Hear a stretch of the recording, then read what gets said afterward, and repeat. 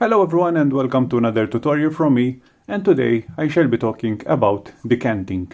Decanting is when you empty the contents of a spray can, like this one, into the airbrush so that you can use the paint that have been taken out into the airbrush.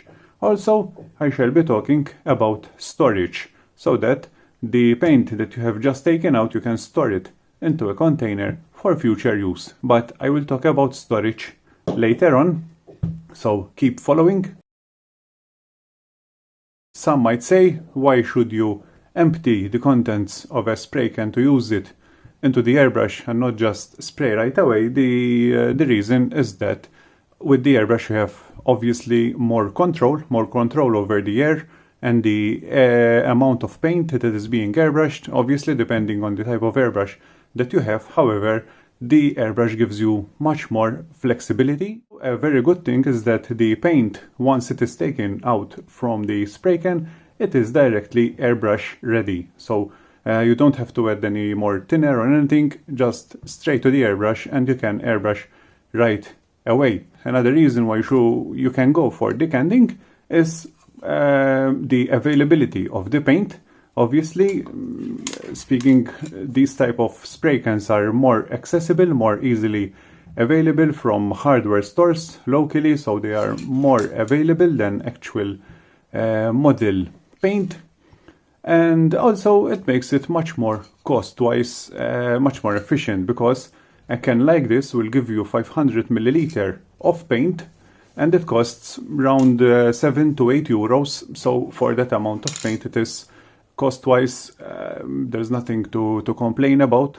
Another thing I can think of is when there are specific colors. For example, you manage to get hold of this famous color from Tamiya, which is the TS50, which is widely used. For example, on the Nissan Skyline R34, it is quite a very good color to go for the Bayside blue.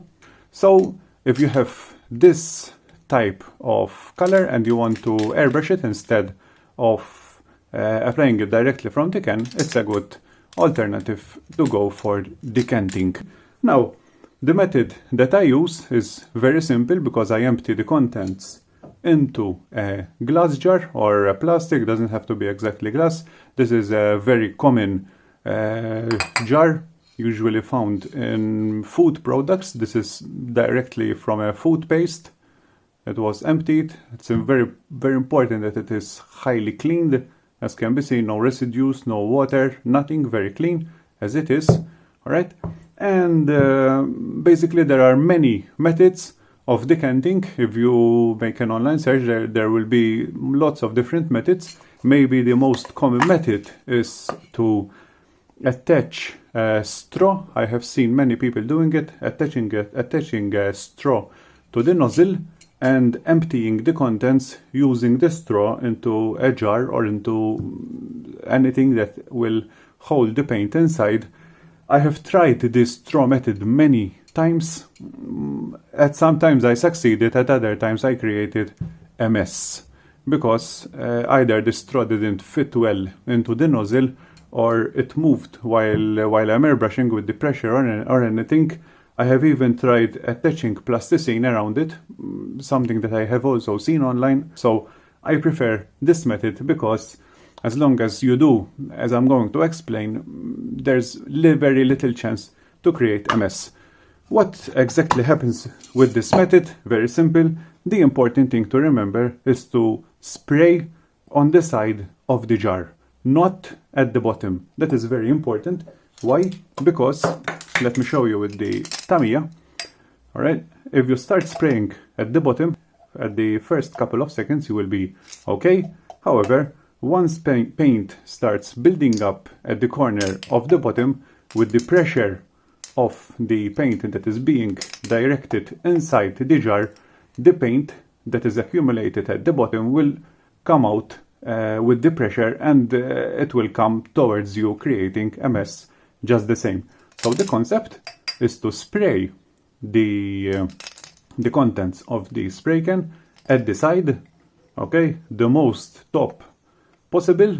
For example, with this type of can, I usually aim at approximately over here, so that paint will start accumulating here, falls down at the bottom with gravity, and it will stay over there.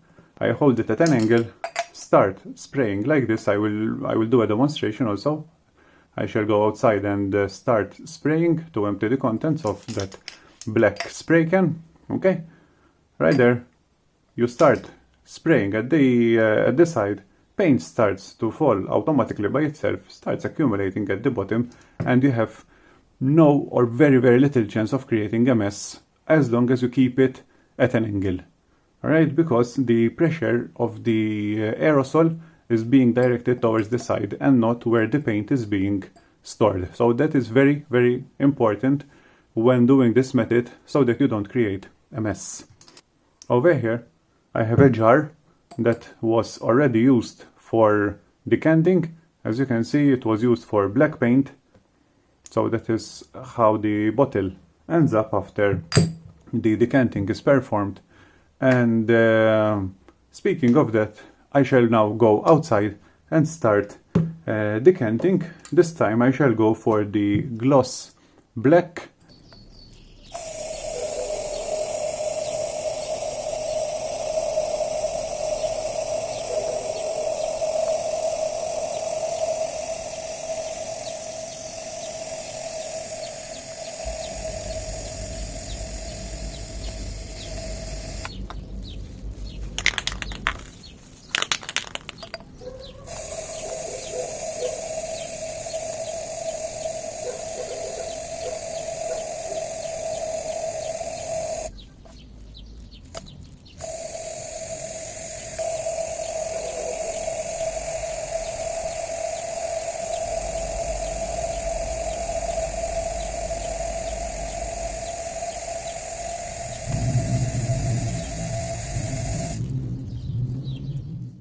And the first thing to notice is this is the jar. Just 2 minutes after emptying the bottle, I've just come inside, attached the camera, and here I am. And as you can see, the bottle is full of frost. Okay, it's just like I have just taken it out of the refrigerator. As you can see on its side also, okay, so that I can demonstrate better, it's full of frost. And also the paint, if you feel it, it is very cold. That is because of the effect of the aerosol. Once you are emptying it, it creates that effect that the paint becomes very cold. At this stage, I don't go ahead and empty this content directly into the airbrush and go ahead spraying, just because I don't want to airbrush with paint that is so cold. And the next thing I do is I cover the paint jar like that, to be sure that nothing falls inside the jar and contaminate the paint while I am waiting. So I'll just cover it and leave it over there to settle down. And in the meantime, I'm going to talk about storage. So earlier I have showed you this bottle, which is my source of storage, semi-gloss black. And this bottle, what it is, it's just a bottle like this one. It is from Color Master, which comes from Dspiae, the brand that makes a lot of products model related. So there's a bit of a guarantee that these paints are actually good for this type of application to store your paint. So far I have had very good experience with these, which can be bought very easily online, and also they are not expensive at all. They are quite cheap. And let's take a quick look at these bottles in case you were interested. And inside we can see that we have a sticker where you simply write the name of the paint, attach it to the side, as I've just done with the other one. And you also get a plastic ball, so that you will leave it at the bottom, and once you are ready to use, you can shake the bottle and get ready for paint.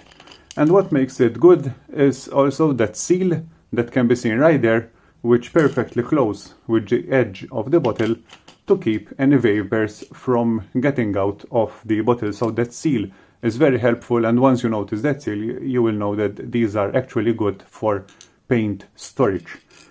Once everything is stored inside, to you just shake normally like we do with the others, open the top part and empty the contents into the jar, or else directly into the airbrush. Usually I go ahead and airbrush it directly into the airbrush. There are many other alternatives where you can store paint. There are many empty bottles which you can also buy. For example, I think from Tamiya for sure, Zero Paints number 5. I have also seen empty glass bottles. So now roughly an hour has passed, and let's take a look at the bottle, at the jar.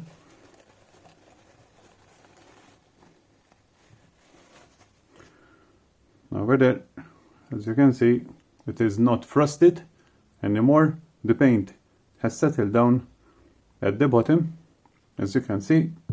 Now, what I do is I give the paint a good stir to be sure that in this hour the thinner wasn't separated with the paint, and that remains well stirred.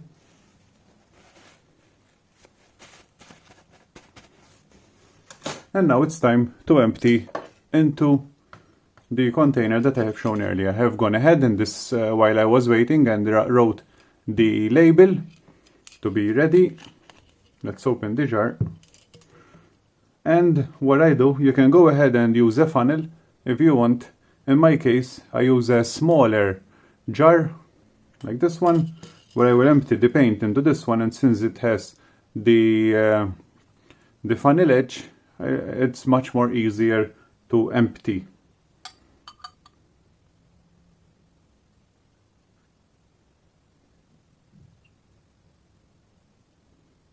So there we go. All the paint transferred into the smaller jar, and now I will transfer it .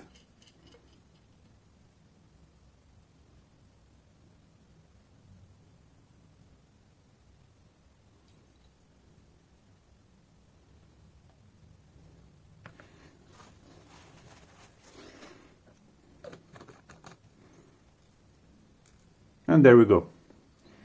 I have a bottle of gloss black paint, which is airbrush ready. When it comes to use it, it is quite obvious. However, I will show you. I simply open the lid, make sure that the cap is sealed tight with the bottle, and for example, if this is the airbrush, you can go ahead with these type of bottles and empty the contents as I'm showing right now.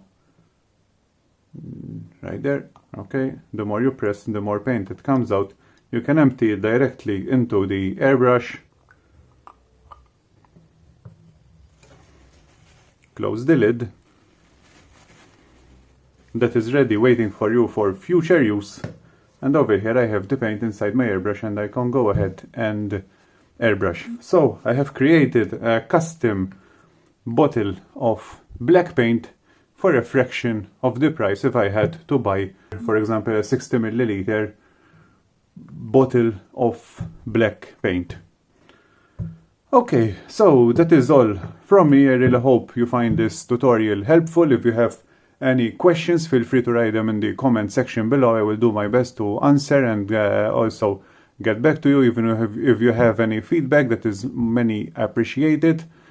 And if you like the contents, feel free to leave a like. That is also very appreciated. If you haven't already, please subscribe to keep updated with new videos from me, and I will see you in my next video.